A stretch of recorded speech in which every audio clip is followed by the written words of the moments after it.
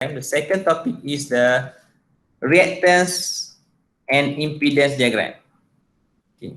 So before we can do the analysis for the power system network, we have to convert a single line diagram into the impedance diagram. What is the impedance diagram? See, impedance diagram is the electronic circuit like this, something like this. Okay, we have the generator. This generator, we have two generators. We have three transformers over here. How to represent this single line diagram into the impedance diagram? This is called as impedance diagram because in this diagram, the bottom part is the electronic circuit diagram, so that we can do the analysis for this circuit.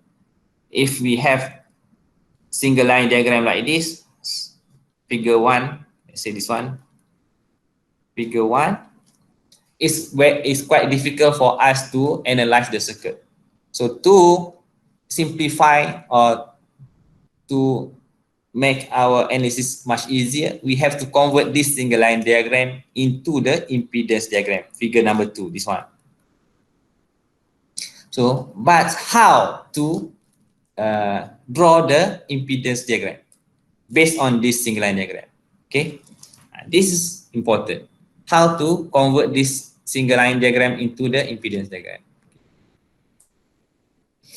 So to do this, we have to know how to draw, how to represent generators into this impedance diagram symbols, transformers, transmission line, and so on. Okay. So now we learn how to draw the symbol for each power system component. We start with the generators.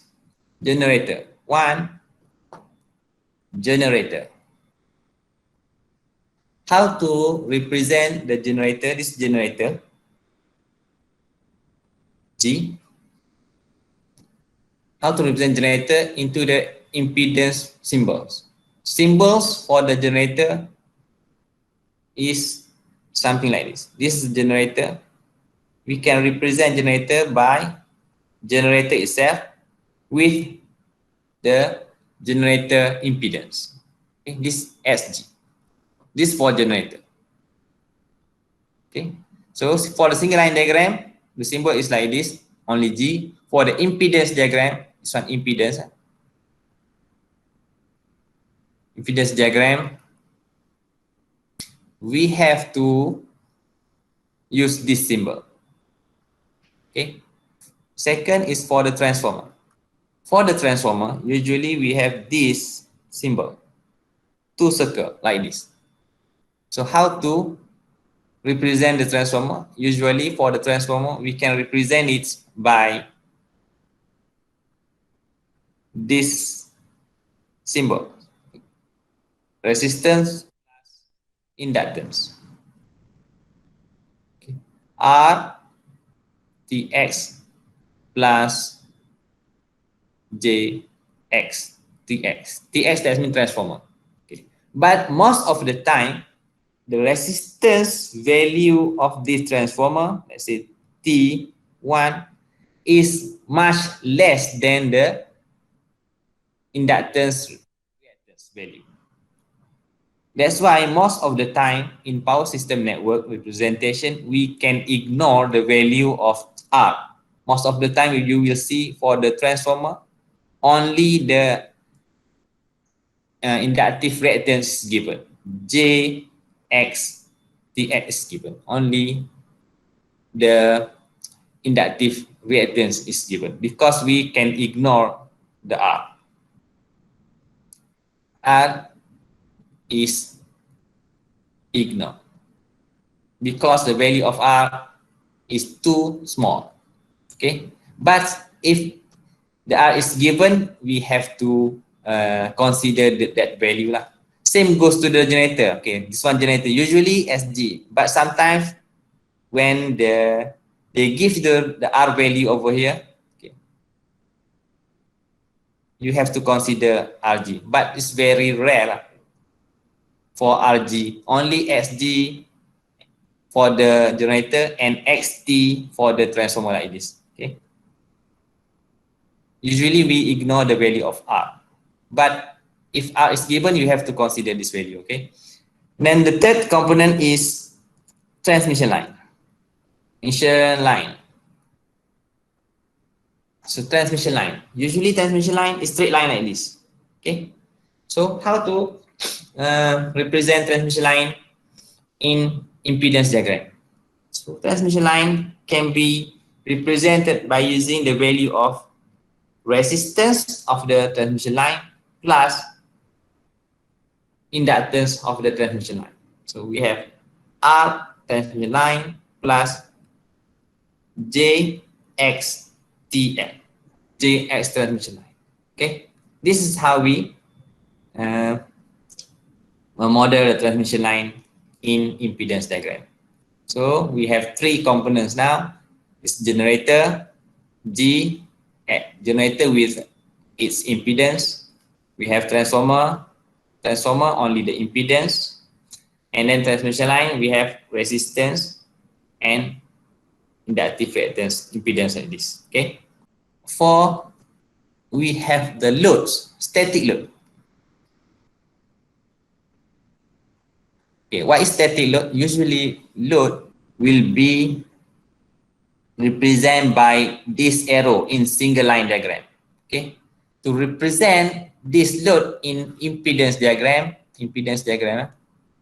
ID, we have to represent it by using inductance, resistance R load plus JXL load. This one is inductive. Sorry, this one is resistance. This one is inductive reactance. Okay. And then this is grounded. This is a static load. We can represent the load, this arrow with resistance value and inductive reactance value like this. Okay. And then what else? We have number 5. We have motor. Okay. For the motor, this motor as a load. Motor, this is current flow into the motor. So this motor can be represented same as the generator, but for the generator used to supply the power to the circuit. Motor will use power from the circuit. So to represent the motor is like this. Usually motor will have X motor and the motor itself. This is the impedance diagram for the motor. Okay, this connected to the circuit lah. Okay, now we know 5 components: generator, transformer, transmission line, loads, and motor. So let's say we have this single line diagram. Which one? Okay, this single line diagram. Okay, how to draw this single line diagram? This to become like this. Okay. Okay. So let's say we have this circuit.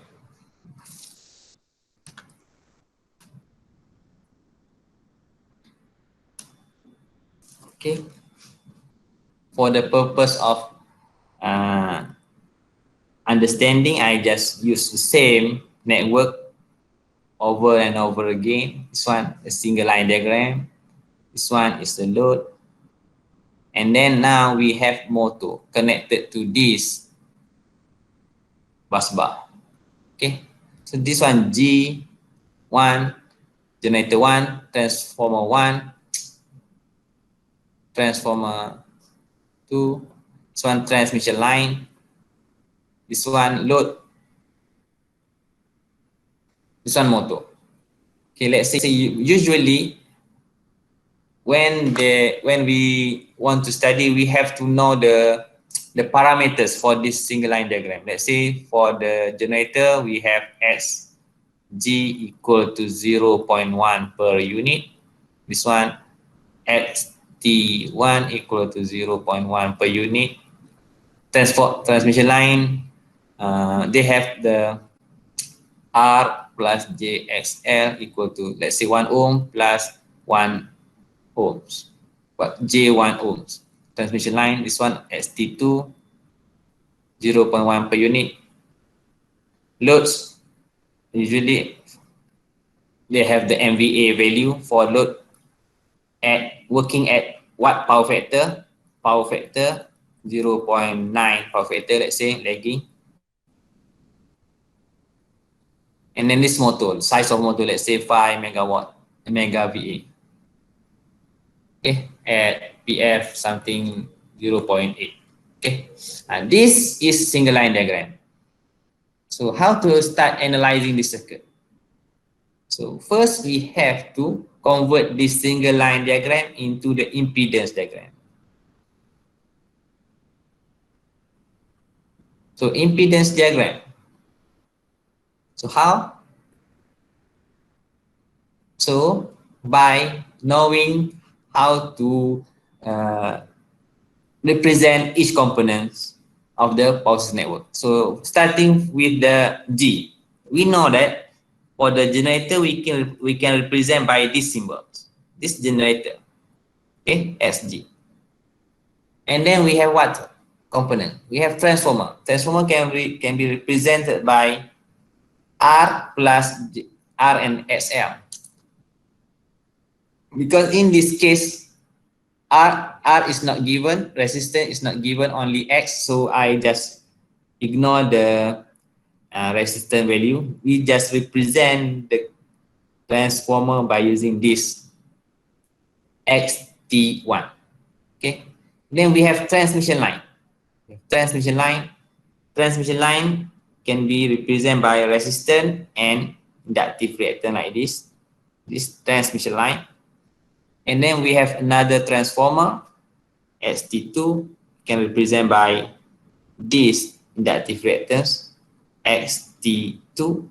Then what else? We have another bus bar over here, which is have two load connected in parallel. Loads, static load and motor. So we have static load.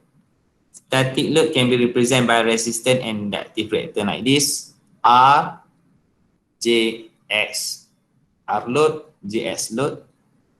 And then we have motor. Motor can be represented by this reactance plus and the motor itself. Okay. This is components that are available in this single line diagram. Okay. So we have generator. Now we have generator, transformer. Okay. We have transmission line, another transformer, and then we have two loads. So now, how to connect the circuit? Just look at this connection. So the generator is connected to the transformer. So we just connect this generator to the transformer. Okay. And then this transformer is connected to the transmission line, and then transmission line is connected back to the another transformer. So this transformer is connected to the transmission line, then transmission line is connected to the transformer. So that's as easy as that. And then after that, we have transformer is connected to both of the loads, which is static load and the motor. So this one is connected to the both. It's connected to the load and then also connected to the motors. Okay.